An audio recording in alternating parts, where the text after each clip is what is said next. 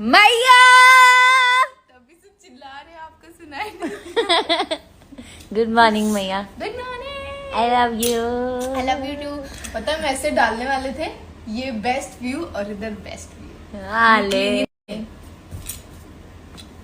इधर दूर से देखो। अच्छा ये बताओ नीचे अभी क्या हुआ?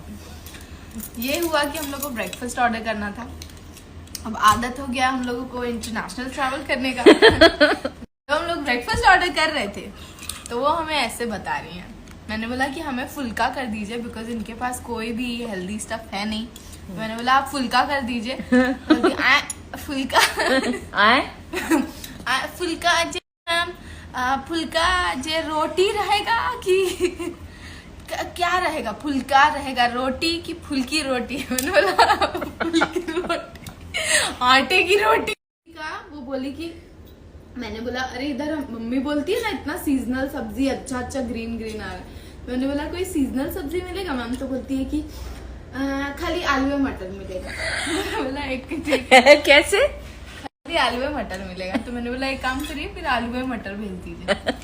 फिर चाय पूछे, चाय इम्पोर्टेंट है। हाँ। चाय तो अक्षरा मैडम बोली कि ग्रीन टी। तो मैंने बोला ग्रीन टी मिलेगा? बोलती है नहीं मैम ग्रीन टी नहीं मिलेगा, दूध वाला चाय। अच्छा तो फिर मैं अपने में आ गई, लेम्बू चाय मिलेगा? बोली हाँ लेम्बू चाय मिल जाएगा। ये तो है हमारा दुखड़ा।